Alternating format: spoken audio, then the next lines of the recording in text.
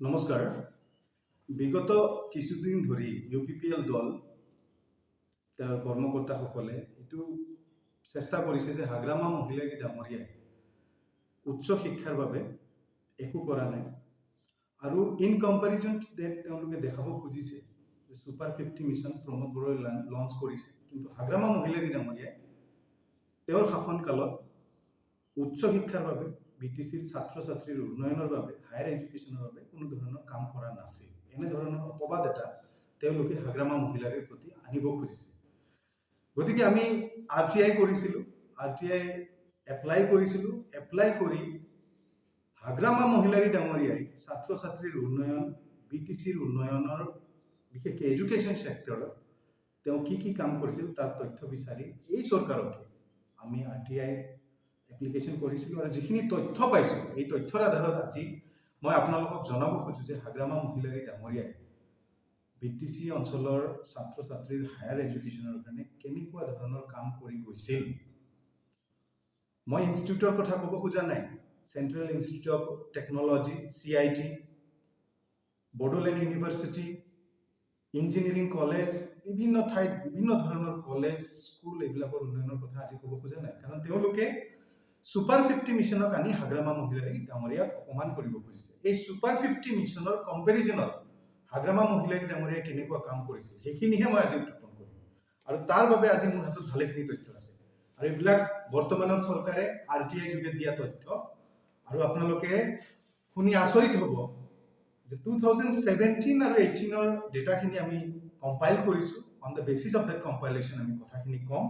আৰু 2017-18ৰ কম্পাইলেশ্যন মতে হাগ্ৰামা মহিলাৰী ডাঙৰীয়াই more than 312 ষ্টুডেণ্টছক ডাইৰেক্টলি বেনিফিট কৰিছিল, যিসকলে হায়াৰ এডুকেশ্যন মানে PhD, MBBS, IIT, IIM, NEET, NEET যিটো কয় এইবিলাকৰ বাবে, even PhD in abroad in various subjects এইবিলাকৰ কাৰণে হাগ্ৰামা মহিলাৰী ডাঙৰীয়াই grants in aid financial support প্ৰদান কৰিছিল।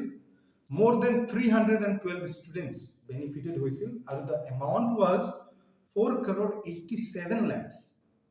ভাবিছা ছুপাৰ 50 মিছনত 50 জনকে ছাত্ৰ ছাত্ৰী পঠাই তেওঁলোকে ইমান হাইলাইট কৰি ফেলে ক'ব খুজিছে যে হাগ্ৰামা মহিলাৰী ডাঙৰীয়াই একো কৰা নাই, কিন্তু হাগ্ৰামা মহিলাৰী তেওঁলোকৰ চৰকাৰেই বৰ্তমান যি RTI তথ্য দিছে এই তথ্যৰ বেচিছত যিটো পাইছোঁ আমি, on the basis of the more than 312 students benefited by the scheme of Hagrama Mohilari, directly benefited, and the amount was above 4.87 lakhs. এতিয়া মই আপোনাক কিছুমান তথ্য দেখুৱাম, কাৰণ কিছুমানে অপপ্ৰচাৰ চলাই আছে আৰু খালি যদি মৌখিকভাৱে কোৱা হয় হয়তো মানি ল'ব নোৱাৰে।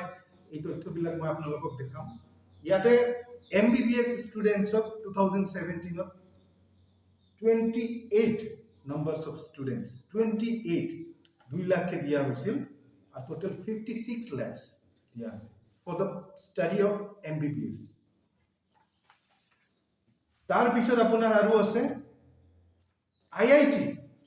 IITৰ কাৰণে যিটো লিষ্ট চাব 2017ৰ লিষ্ট 18 জনৰ, মই কোনো ষ্টুডেণ্টৰ নাম নল'ম, কিন্তু তেওঁলোকেও জানে 18 জন ষ্টুডেণ্টক 2 লাখকে দিয়া হৈছিল আপোনাৰ টোটেল 36 lakhs IIT পঢ়িবৰ কাৰণে। IIT Hyderabad, IIT Guwahati, IIT Madurai, IIT ৰুৰকি, IIT Madras, IIT গুৱাহাটীৰ ভালেখিনি ছাত্ৰ ছাত্ৰীক দিয়া হৈছিল যিখিনি আমাৰ BTC অঞ্চলৰ ষ্টুডেণ্ট। তো IITৰ পঢ়িবৰ কাৰণে দিছিল। আজি ছুপাৰ 50 মিছনৰ কথা কৈ আছে, মই প্ৰশ্ন সুধিব খোজো যে IITৰ কাৰণে প্ৰমোদ বড়ো ডাঙৰীয়াই কাক কিমান ফাইনেন্সিয়েল এইড প্ৰদান কৰিলে দেখা। PhD ষ্টুডেণ্ট যিসকলে বড়োলেণ্ড ইউনিভাৰ্চিটিত PhD কৰি আছে উইদাউট ষ্টাইপেণ্ড, PhD কৰিব নোৱাৰে, উইদাউট ফাইনেন্সিয়েল এইড PhD কৰিব নোৱাৰে, কিন্তু প্ৰমোদ বড়ো ডাঙৰীয়াৰ দিনত আজিৰ তাৰিখত PhD ষ্টুডেণ্টক কোনো ধৰণৰ ষ্টাইপেণ্ড প্ৰদান কৰা হোৱা নাই, কিন্তু হাগ্ৰামা মহিলাৰী ডাঙৰীয়াই প্ৰতিজন PhD স্কলাৰক বড়োলেণ্ড ইউনিভাৰ্চিটিত 1 লাখ টকাকৈ প্ৰদান কৰিছিল। চাওক এইখন এখন তথ্য আছে। এই তথ্য অনুসৰি ষ্টুডেণ্টজনৰ নাম নলওঁ, তেওঁ বায়'টেক ইঞ্জিনিয়াৰিং ইউনিভাৰ্চিটি কলেজ লণ্ডনত তেওঁ কৰিব গৈছিল এব্ৰডত, আৰু তেওঁ 5 লাখ টকা অনুদান হিচাপে দিয়া হৈছে। Computer and science and business administration এব্ৰডত PhD কৰিব গৈছিল আমাৰ BTC অঞ্চলৰে ল'ৰা, তেওঁক 5 লাখ টকা প্ৰদান কৰা হৈছে যাতে বিদেশত তেওঁ PhD কৰিবৰ কাৰণে সক্ষম হয়। মিউজিক ষ্টাডিৰ কাৰণে পুনৰাই 5 লাখ টকা এব্ৰডত PhD কৰিবৰ কাৰণে দিয়া হৈছে। এনেকৈ অজস্ৰ তথ্য, এই গোটেইখিনি তথ্য আমাৰ হাতত আছে। যদি কাৰোবাৰ প্ৰশ্ন আছে আহিব, এই তথ্যখিনি আমি হস্তান্তৰ কৰিম। এতিয়া প্ৰমোদ বড়োৰ সুপাৰ 50 মিছনৰ লগত মই অলপমান কথাটো ৰাখিব খুজিছোঁ। স্যাৰ, ছাত্ৰ ছাত্ৰীক সহায় কৰিছে হায়াৰ এডুকেশ্যনৰ কাৰণে, কোচিঙৰ কাৰণে, তাত আমাৰ ক'বলগীয়া একো নাই, ভাল হৈছে, চৰকাৰে সাহায্য প্ৰদান কৰিছে।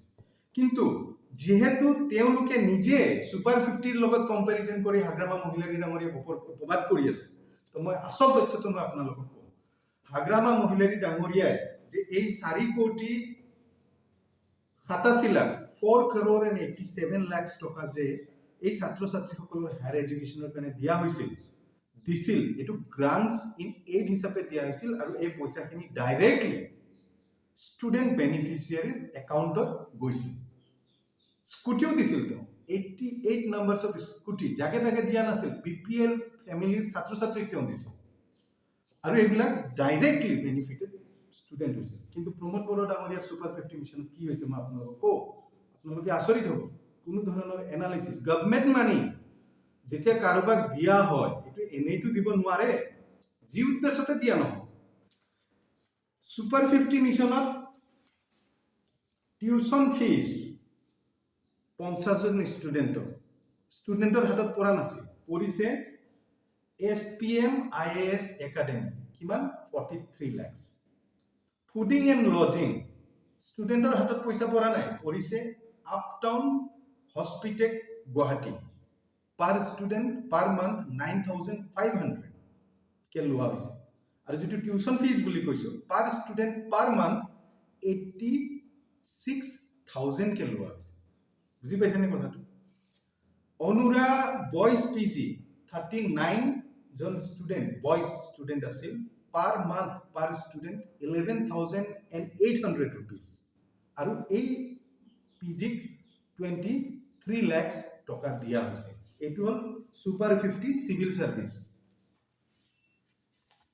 আৰু এটা চালেতো আপোনালোকে আচৰিতেই হ'ব, tuition fees Bajirao and Reddy institute.